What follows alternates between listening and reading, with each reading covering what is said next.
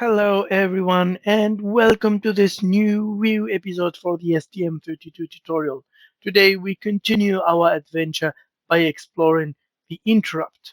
So we will see together within this STM32 F407 VET microcontroller how we are going to manage the interrupt and using it. So first of all, we are going to get an introduction for interrupt, how they work, how they are triggered, and then we will go through a detailed step how to set up this interrupt. It will be a bare metal so you can understand what's going on.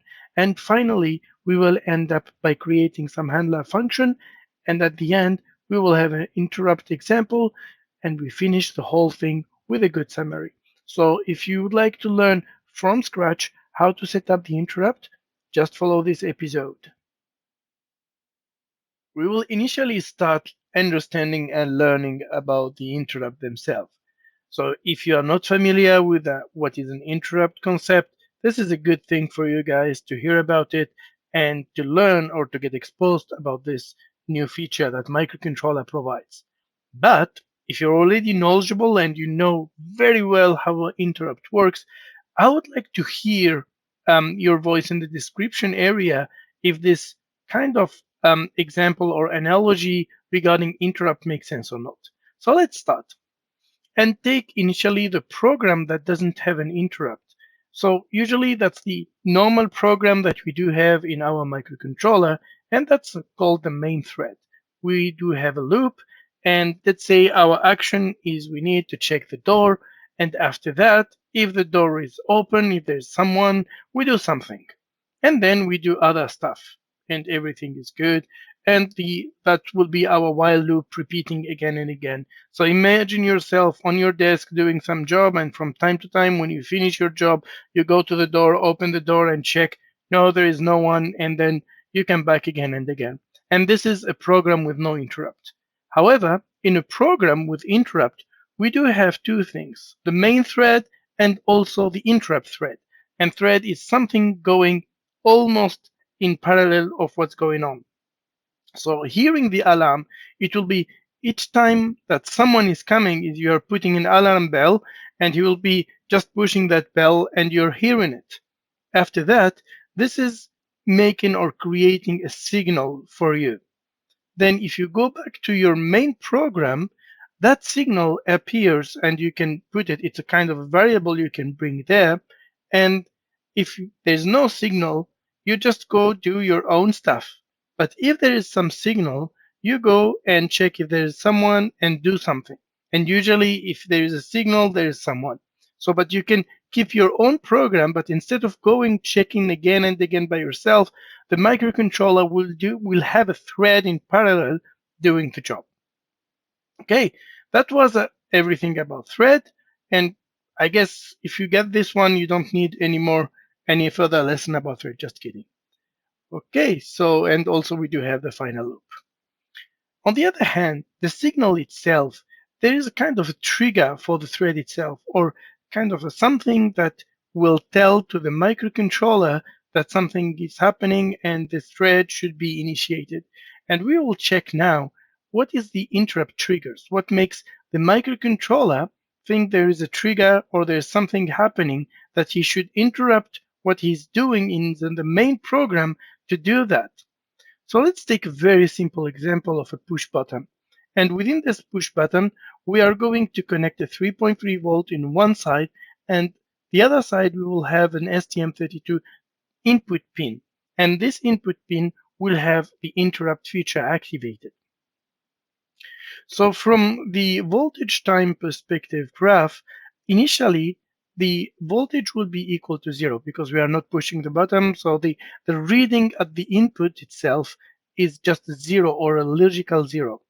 Then what will happen when we push the button, the voltage will increase from 0 to 3.3. And from logical perspective in the STM32 input pin, this is called a logical 1. And the fact of the voltage going from 0 to a 3.3 volt, or from the logical 0 to the logical 1, this is called a rising trigger. So we can set up our thread to work each time we do have a rising trigger. Here we do have a push button, but this example can be same if we connect it with a sensor or with a sensor, or also with a smart device that will send a raising edge or a logical one. Then the voltage will keep same as far as we are pushing the button. And at the end, after that, when we release the button like this, the voltage will naturally drop because we will have an open circuit and the microcontroller would be reading a logical zero or a zero voltage. And this is called a falling trigger. So when we release, also when there is a voltage going from a 3.3 volt or a logical one to a 0 volt or logical zero, this is called a falling trigger. And this can be also a trigger for your program to run your thread. And of course, you can run one of them or both. That will be the choice based on the application or on the device that you're connecting or whatever your program is meant to do. Okay, so that was the logic of how to trigger the interrupt. So now let's quickly take a look on our circuit that we are going to use today. So this is here the circuit that we do have, and we do have the STM32 F407. This is the Chinese board, and the connection are done as below. The Chinese board name is the STM32 F4 VE. And why I like this board is it has some specific ports, especially for the NRF24. We will have tutorial about that. And also a connection, a UART connection quite ready, some flash memory here. And also it has this for the clock, so you can keep your microcontroller even under power. The internal clock can be working. So it's a very interesting and nice board, and also you can add an SD card, and you have a port ready for some specific screens. So this is a very interesting board. So coming back to our circuit connections, what we do have for the input, we are going to use only two input button today. There is the red push button, which will be connected to PD1, and the yellow push button connected to PA8. This has been chosen to a certain extent a random way, just to show how you can connect whatever the port and whatever the pin number setting up as an interrupt. Then we do have the output, because we would like to manipulate a little bit. We do have the from PA0 to PA4 connected to the LEDs from 0 to 9, and just using 4 pin for 4 LEDs. Okay, so that was the whole thing. And now let's start working on our program. First thing first is to initiate our program from scratch, and this is something I put myself to do each time with you guys, so you can see how we can go with a different microcontroller family. So today we are going to use the STM32 F407, and then the board say, or the microcontrollers 07VE SVT, and we do have only one variant, which make our life much easier. Again, we need to put the KIMSYS, we need just the core, and for the device, only the startup. Okay, and if you do have the new version, you will need again to do something at the end. So let's put OK, and let's fix it immediately. So first of all, we go here, we put default version 5 and then 6, and then we go back here and we select the C99. That should fix most of the things, like everything. And after that, we go for debug, and we select our ST-Link, and we go for settings. So we are connected to the ST-Link, and we do not have any issue to communicate with the microcontroller. So we are good. And if you do have the latest version also, don't forget to put reset and run, and after that disable or uncheck this enable button. So your microcontroller can reset the program when you load it, or the ST-Link will reset the program, and you don't need to push the reset button each time. Okay, so this all good. Now we go for the target. So the target here for this program is the STM32 F407. And if you do have a different microcontroller, this is not a problem at all. So here, let's call it this one up. Here up, and I added already some of the things. So we add GPIOs in the app. We need to add only the GPIO.c. We don't need the main for the moment. And so we do have here, we are going to create our main from scratch. So see here, main.c. Actually, I can't because I already somehow added the main. So I will add the main and erase everything. So I'm adding the main. And after that, also adding a different group called headers. Yeah, headers.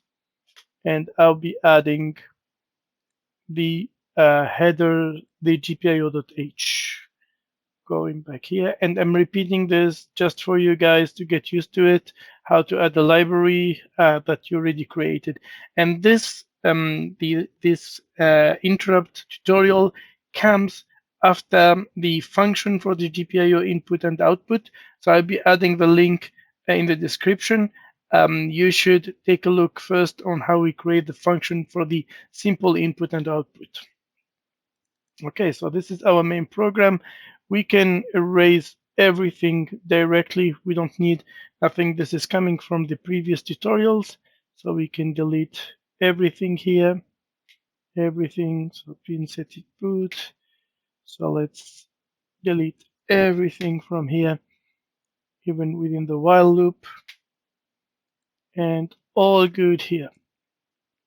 So first of all, let me share with you the steps that we are going to do today.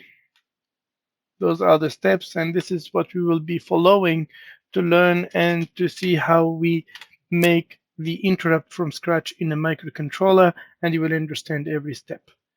And also here we do have the include GPIO.h, but as we are going bare metal, we are going to use this library, include the STM32F4XXH in our main program, because we are going to deep dive in certain registers. So we will need this one. So, and let's make this one bigger so it will be much easier for you guys to follow up with. Okay. Our first step today is now, enabling the IRQ clock, and this is coming back to the giving the engine or the peripheral that manage the interrupt. So if we go now to whatever the STM, so we do have STM407, the family for the F4 of course, F11 or F446. It's different. They are within the same family, but they are different microcontroller. But if you go to the RCC, all of them would have the same thing, the same location, the bit location for the RCC for interrupt. So if we go for the APP2, where's the APP2 enable register? Here. Oh, this is AHP1, APP2 enable register, and we zoom in and you take a look to this system config enable. This is where this is a system config that will enable the interrupt logic. And here, so if we go here and if you have seen in the previous tutorial, so we go here and APB1. No, somehow it's an RCC actually. Yeah, I know, it has been a while. APB2 enable register, And what we would like to do is, as usual, or equal, or equal. And if we go back again and check it, this is the bit number 14. So even if we check a different member of the family and we go for RCC here, and we go for APB2 enable register here, it's exactly the same location, even it has a different number of a different number of other elements. For example, the 04 have more timers, more UART, but actually it's exactly the same register. And you can apply the same code if you do have a different member of the family.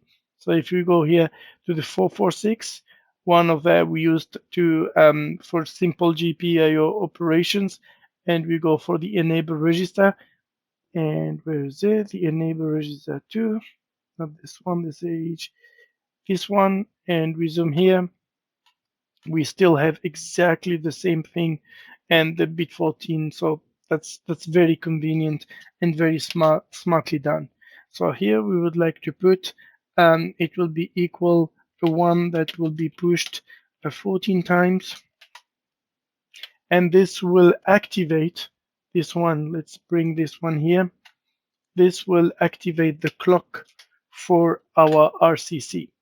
By this, we are ready to start working on the interrupt.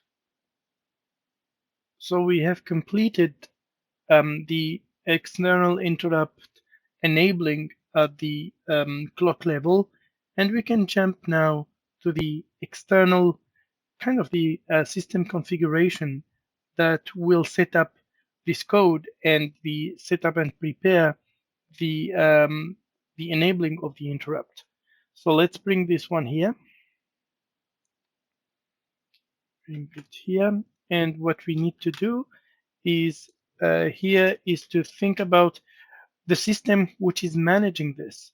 But before that, just to follow our exercise here, we said that we would like to have PD1 and PA8 as set up as interrupt. So what we need to do is just use the function we created.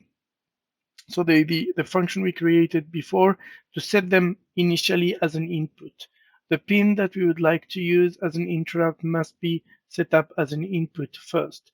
So this is what we are going to do. So pin input set, and it's so easy that it's fantastically good. So PA8, the first one, and the second one is a PD1. So pin input set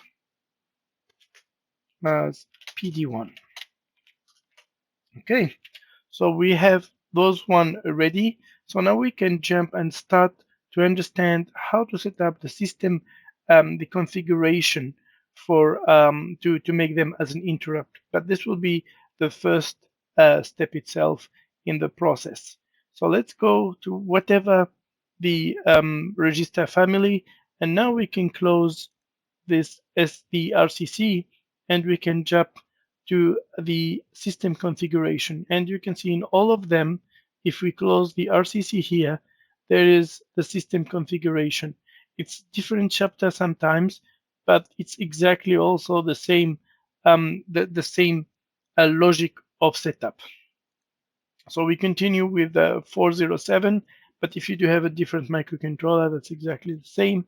And this one, if we go just to the introduction, this is what opens the door for the system configuration, is mainly used to remap the memory, access the area. So this is used for sometimes Ethernet, but also the external interrupt line for the GPOs.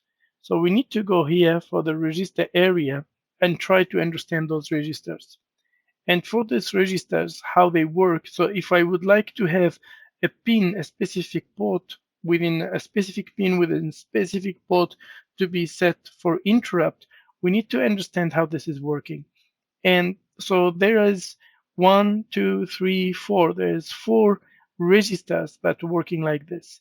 And those registers are going from here from 1 to 4, and each one of them is controlling 4 pins within a certain port. So for example here, the AXTI0, this one is controlling the pin 0 for whatever the port from PA to port PK. So it's just here is to understand the port number. So you need to put, if I put the port number here, that means I will be using this for the port itself. So if I put here 0, that would be PA. And then if I put for PD, I need to have it 1, 1 or equal to 4. Hope this is clear. So that's why I choose PA1 and PD8 and PA1, so we can have two examples to see how this is working. So let's go back here, and what we need to do is go for this register. And the way to call this register is a little bit special here. So we need to call the system configuration. And you see here, this is EXTI control 1 or configuration 1. Sorry, let's go here. And so if I put the system config perfect, this is super helpful to have this library here, the STM32 F4XX. And then we would like to go for the TI, I guess, CR, yes. And so if I would like to set up the PA8, so if I go back again, so this one is from the 0 to 3, and then the next one is from 4 to 7, then I need to call the register the number 3 here. So for this one, so PA8, so I need to put the number 3, number 3, and that should be equal, as I would like to control the, here PA8, so number 3, but would be equal to 0. So this is naturally, if we go back here, if we go again here, so if this is equal to 0, 0, 0, means it's already PA is set up for interrupt. So what we need to do then is to do like this, and this is to clean everything that is inside the that one, and that will be the tilde function for the 0x, and we put f like this, and a 0 here. Or we can just put it here like this. Actually, no, not the tilt. We don't need a tilt if we put like this. So by doing so, the first bit that we do have here, the first four bits, will be set to 0. And then by default, the PA, the port A, and the pin that we do have here will be set to 0. Okay? So now that's what we wanted to do. And after that, we need to configure also for PD1. So this is for bit number 1. So let's go here. We can copy the whole thing like this and quickly go and check. So for PD1, again, so let's go to this register. So PD1, so EXTI1 that we would like to control here. And the value that we need is PD. So it should be 1, 1 like this. So what we can do, and here we do have, so this is, we need to put 0. And my mistake here, this should be 2 because it's 0, 1, 2, 3. My apologies. So let me show you again. So this is, even this one, 1, 2, 3, 4, the counting is 0, 1, 2, and 3. Okay, and I'm sure you already figured it out. So here, what I need to set is this value here. I need to set it to 1, 1.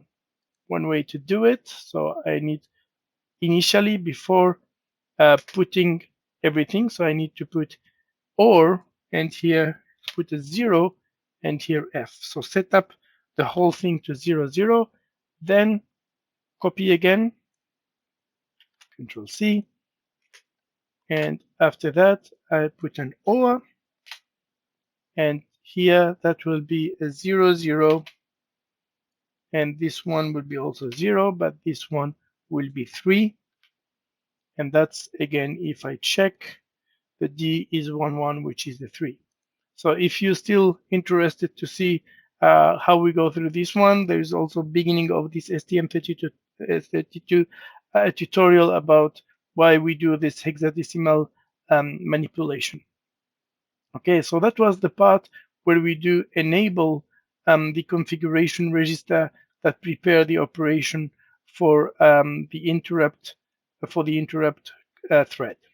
The next step is actually to enable the register configuration or the trigger area. So this is the time. So now we said to the microcontroller, okay, we are going to start using the interrupt mode. Now we need to go and enable the interrupt mask register, which will start the trigger operation. And to find it, you just select here, go here. So let's close about the system configuration. And that's coming after the GPIO, so interrupt and events. And we go to the EXTI register. And the one that we would like to manage is go here for the interrupt mask register and start updating it. And this, for this one, we do have from MR0 to MR22, we are going to use the only the MR from MR0 to the MR15. And this is different other type of interrupt that we are not going to look for the moment. So let's go here and go to our code, remove this one, bring it here, enabling code. So we go here, and that will be quite very simple, straightforward. It's directly EXTI here, and there's no order for this one, and the interrupt mask register. And as we do have two pins, let's start with the first one.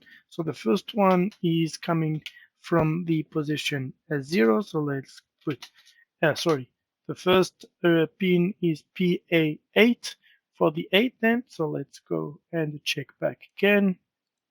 So to put the 8 is the hexadecimal 100, and that will be the 0x 100. And after that, we do have the PD1, so it will be a simple, again, OR here, and we will have here that will be a 0 or a 2 or a 2 hexadecimal. Both of them can be okay. So like this, we just completed the fact that we will say we would like to have the trigger mode starting. After that, what we can do and start with is selecting the interrupt trigger. So let's go here, put interrupt trigger. Okay, for the NVIC trigger, we go here, and to make this one the interrupt trigger, we go back again here, and this is where we can select. So if we go here, this is the rising trigger selection register or falling trigger selection register. So RTSR or FTSR. So let's go back. And again, it's EXTI. And we find the rising trigger. So let's put PA8 for the rising trigger. So this one will be or equal again. And we put the PA8. So that will be exactly the same thing going on like this. And for the this is for the rising trigger, and then we can do the PD1 for the falling trigger. So EXTI falling trigger, and we can copy exactly the same code here. So now we have set up, just as a comment, PA8 as rising trigger, and then we set up the PD1, PD1 as falling trigger. Okay, I think falling is quite wrong. Here, the falling trigger. Okay, this is like this. Good. So after we finish this, there's a very important step that will enable what is going on, and this is connecting with the function that will be running as the interrupt thread, as a different thread. And let me bring it here. This is one of the most important functions that you will need to find, and I will show you how to find it. So now we are going to have the NVIC enable. So to start this NVIC enable, first of all, we need to disable, this function that called disable IRQ, disable like this, and then IRQ, another IRQ, something like this, and between them, so we will have disable, and then we would like to enable IRQ. So enable IRQ. So during, if you want to do something related to interrupt, we need always to have this disable and enable IRQ happening. And here we are going to enabling the function that will be doing the external thread or the interrupt thread. Where to find it? So you go to this device, you check here in the startup, not the startup, I think it's not the startup. Let's check here. Yeah, and this is where you find it. So here you see this EXTI0, and this is the handler. This is the function itself. But by finding this one, you can find the name. So this one, IRQ handler. So for the 0, this is for pin 0 of the port. This is for pin 1 and so on. So we do have here from 0 to 4. And after that, for the EXTI, if I make Control F and put EXTI, so the first 5 pin have unique one. However, from 9 to 5, they have a handler for all of them. So it will be one function calling for those 5 pins. So you need to confirm. And then after that, for 10 to 15, it's also only one function. So you just have to be careful about which function to call. So let's take this one. So this one, IRQN, I need to bring it here. So what I need to do is the NVIC like this, NVIC enable IRQ. It's coming like magic. And here I add the N, and then just like this, all good. And by doing so, I'm enabling the pin 1 to be an interrupt. And this is extremely important, not enabling the pin 1, this is enabling the function that will be calling the pin 1. Okay, so this is, we enable it. Now we can go back here and we put the void, this function, sorry, I need to copy it correctly, the IRQ handler, this one. And this is how you find it. So it's not magic, it's just coming with conveniently with the startup code. So with this one, like this, and here later on, we are going to do something later on. And also we said we would like to have PD8, and we have seen which function, so let me close this, which function is managing the PD8. It's the EXTI from 9 to 5. So I need to bring this one again like this, and let's bring this NVIC and put this one as an N, and then do like this. This should be good. So let me copy it again and run this function. Okay, so this is the handler or the what would be the thread for this function later on. Okay, do something. And just very important remark that I would like to share with you. If you enable these handlers and you go through the whole thing and you don't add this handler at the end, your code will have kind of a fatal error and you will not be able to run anything inside. Something will go wrong, and this handler that has been enabled with your pin here will get lost, and your code will not find the pointer will not find its way. So just careful about this. When you if you create the interrupt thread, be careful to always have the handler and the handler working properly. This is great. We have created the function that will manage the thread, but now we need to go inside it and manage it properly. So when an event happening, first thing to do is to manage that event itself.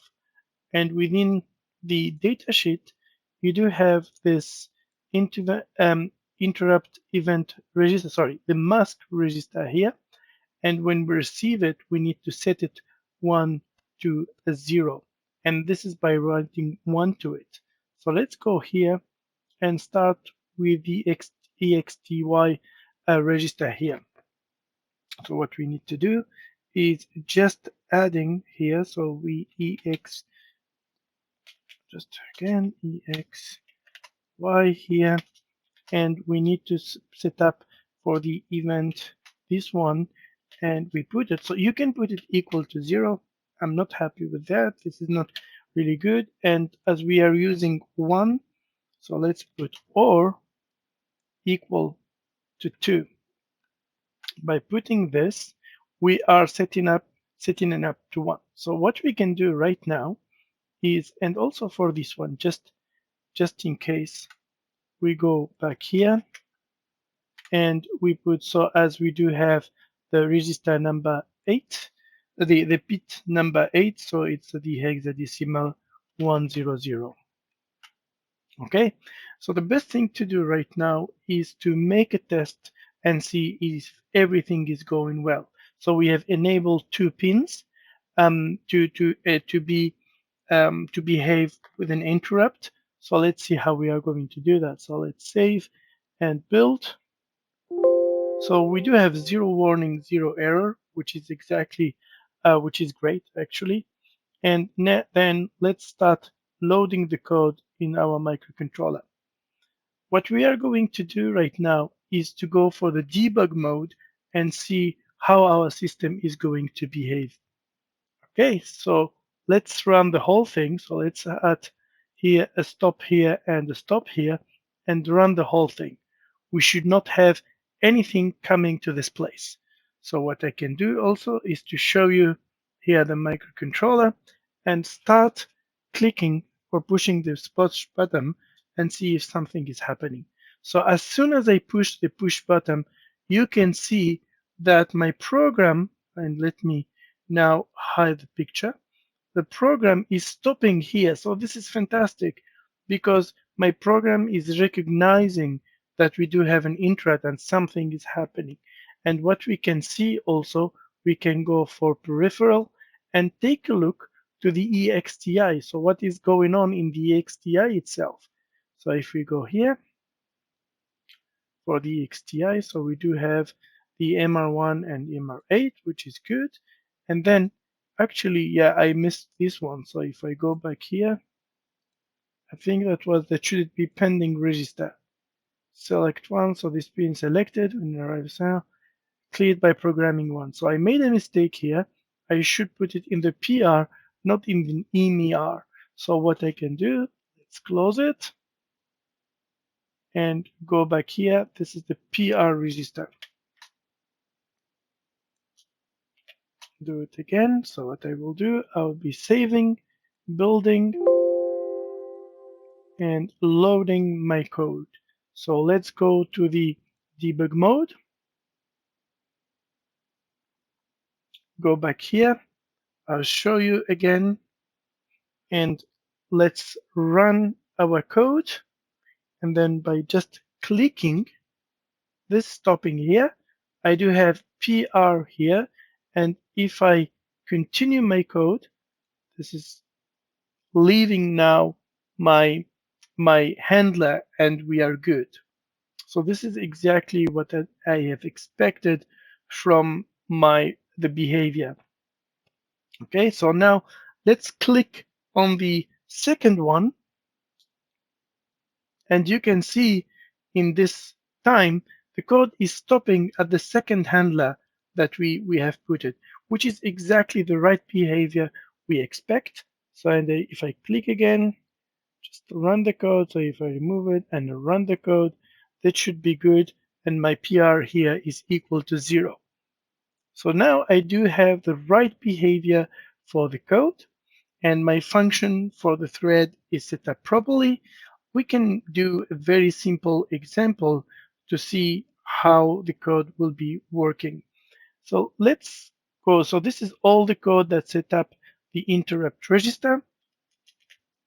And let's set up one of the pins, pin output set for the PA0. And after that, we put also pin output set for the PA4, for example. Those pins are connected to the LEDs. And you see, nothing will be going through the while loop. Like nothing in the code. We can just put here. So if we click here, what we can do is set up the pin toggle. We can use the toggle now and the PA0 here. And on the other one, we can toggle the PA4. Okay. So let's save, build, and load our code. So let's take a look to what's happening. So far, nothing changed because we are going to toggle. So if I click here,